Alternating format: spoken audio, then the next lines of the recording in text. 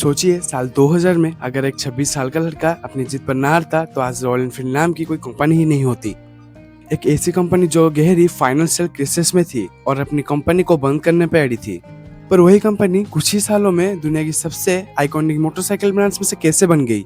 हम सबको ये लगता है कि बुलेट हमेशा से एक प्रॉफिट देने वाली बाइक थी, पर सच ये है कि कंपनी ने एक बहुत बड़ा दौर देखा है। इसके बचने की उम्मीद पूरी खत्म हो चुकी थी। चलिए चलते हैं इसकी शुरुआत में।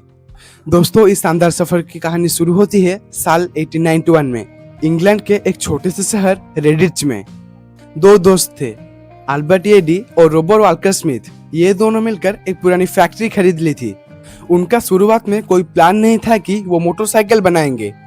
वो बस आम लोगों के लिए मजबूत और सस्ती साइकिल्स बनाना चाहते थे। उनका बिजनेस ठीक ठाक चल रहा था, पर तभी उनकी किस्मत में एक ऐसा मोड़ आया कि उनका पूरा इतिहास बदल कर रख दिया। साल था 1893। इंग्लैंड के सरकार से इन्हें एक बहुत बड़ा ऑर्डर मिला एंड ये ऑर्डर था सरकारी बंदूक फैक्ट्री के लिए। कंपनी ने इस फैक्ट्री के लिए काम करने के बाद रॉयल एनफील्ड का नाम अपनाया, क्योंकि उनका बुनियादी का काम बंदूक के पार्ट्स बनाना था। इसीलिए उन्होंने कंपनी को एक ऐसा स्लोगन दिया जो कि आज के हर बुलेट चलने वाले के दिल में घुसता है, मेड लाइक ए गन, यानी बंदूक की तरह मजबूत। शुरुआत में यह कंपनी सिर्फ साइकिल्स और 3-4 पहियों वाली छोटी गाड़ियां बनाती थी, लेकिन उनका दिमाग हमेशा कुछ नया करने के लिए अड़ा रहता था। साल 1901 में उन्होंने एक नया प्रयोग किया। उन्होंने एक आर्म साइकिल के फ्रेम पर एक छोटा सा पेट्रोल इंजन फिट कर लिया और पूरी दुनिया के सामने अपनी पहली मोटरसाइकिल लॉन्च कर दी। ये मोटरसाइकिल देखने में अजीब थी, पर इसने लोगों का ध्यान अपनी तरफ खींचा। लेकिन सवाल यह था कि क्या ये भारी बाइक्स आगे चलने वाली थी। यहाँ से कंपनी का एक नया रूप स्टार्ट हुआ। साल आया 1932। कंपनी ने एक ऐसा बाइक डिजाइन किया जिसमें उन्होंने अपनी पूरी जान झोंक दी थी। यह थी हम सबके चाहती और पूरी भारत पे राज करने वाली बुलेट 350। इसका लंबा, भारी और मजबूत डिजाइन और इसकी जो थंपिंग साउंड ये लोगों के दिल में बैठ गया। ये बाइक इंग्लैंड के रास्ते पर पूरा धूम मचा रहा था। पर अभी आप सोच रहे होंगे कि तो ये इंडिया कैसे आई। इसके पीछे एक बहुत ही बड़ी वजह है। साल था 1952।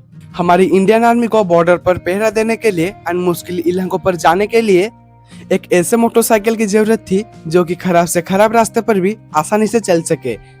इंडियन गवर्नमेंट ने दुनिया भर बाइक के ब्रांड्स को वहां पर टेस्टिंग की, पर कोई भी बाइक ब्रांड वहां पर खतरनाक सड़कों पर अपना जलवा नहीं दिखा पाई। जब रॉयल एनफील्ड की टेस्टिंग हुई तो उसने सबको पछाड़ दिया। भारत सरकार ने बिना वक्त गवाए एक साथ 800 बुलेट का ऑर्डर दे दिया रॉयल एनफील्ड को। यह ऑर्डर इतना बड़ा था कि साल 1955 में उनको समझ आ गया कि इंडिया उनके लिए कितना बड़ा मार्केट है। उन्होंने चेन्नई में एक लोकल कंपनी के साथ मिलकर एक फैक्ट्री खोल दी ताकि इन बाइक्स को इंडिया में ही तैयार किया जा सके। जल्दी ही ये बाइक इंडिया से पूरी तरह अपनी ही बन गई। शहर के अमीर लोग और जमींदार और पुलिस वाले रुतबा जमाने के लिए ये बाइक परफेक्ट थी। 1960s और 1970s के दौर में मोटरसाइकिल की दुनिया में एक सबसे बड़ा बदलाव आया। जापान की नए जमाने की tech companies like Honda, Suzuki और यामाहा ग्लोबल मार्केट पर कदम रखा। उन्होंने ऐसे बाइक्स बनाई जो कि रॉयल एनफील्ड के मामले में बहुत ही सस्ती थी, हल्की थी और उनकी बाइक से ज्यादा फ्यूल एफिशिएंट और रिलायबल थी। दूसरी तरफ रॉयल एनफील्ड ने अपनी मॉडल पर ध्यान नहीं दिया। वो अपनी वही पुरानी भारी बाइक्स बेच रहे थे, जिसमें उन्होंने सालों से कोई बड़ा बदलाव ही नहीं किया था। इसका नतीजा ये हुआ कि पूरी दुनिया में रॉयल एनफील्ड की सेल्स बुरी तरह गिर गई। हालात इतना खराब हो गया कि जहां इंग्लैंड वाली फैक्ट्री थी, जहां इसका जन्म हुआ था, वही बंद हो गई। इंग्लैंड वाली कंपनी पूरी तरह खत्म हो गई एंड वो हर दिन के लिए ताला लगा दिया। अब पूरी दुनिया में सिर्फ एक ही उम्मीद बची थी, जो कि थी वही चेन्नई वाली फैक्ट्री।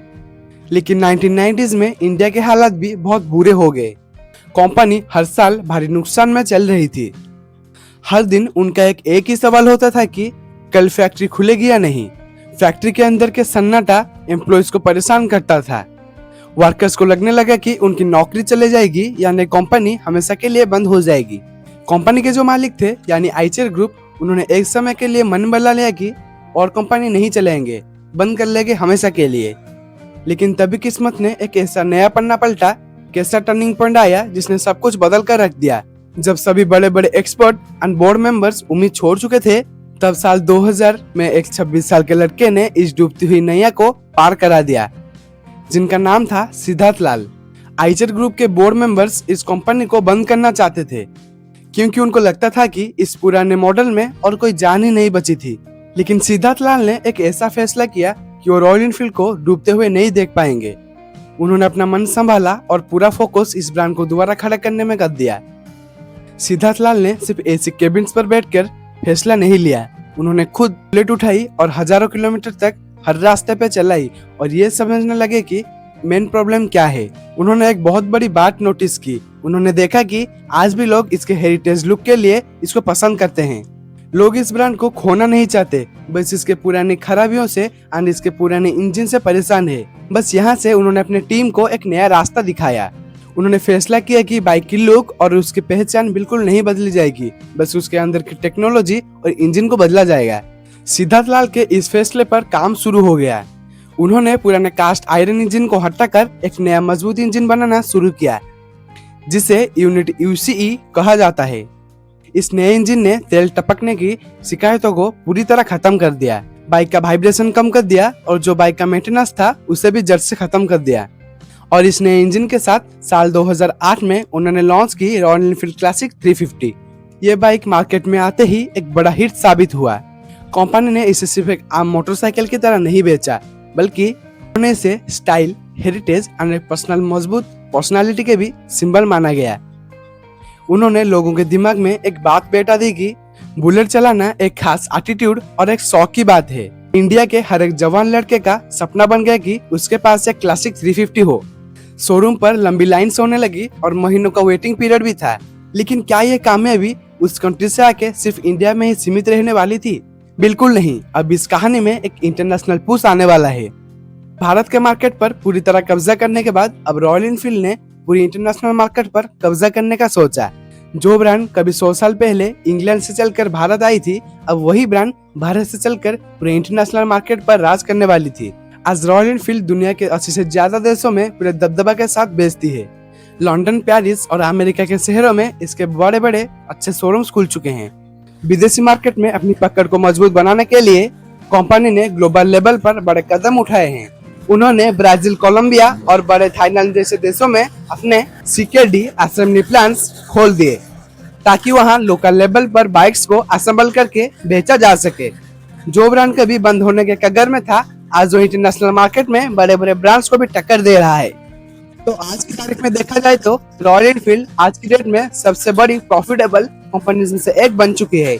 आज ये कंपनी हर साल लाखों मोटरसाइकिल्स बेचती है। आइचर ग्रुप का शेयर जो कभी बहुत कम कीमत में था, आज वो आकाश छू रहा है। जो फैक्ट्री कभी सन्नाटे से भरी हुई थी, आज वहाँ हर एक मिनट पर नए नए मॉडल्स तैयार किया जाते हैं। लेकिन सवाल ये है कि क्या यह कंपनी यहीं पर रुकेगी या फ्यूचर का प्लान भी कर रही है? नए जमाने और आने वाले भविष्य के हिसाब से कंपनी ने अभी रिसेंटली लॉन्च किया अपने इलेक्ट्रिक बाइक, जो कि है फ्लाइंग फ्ले।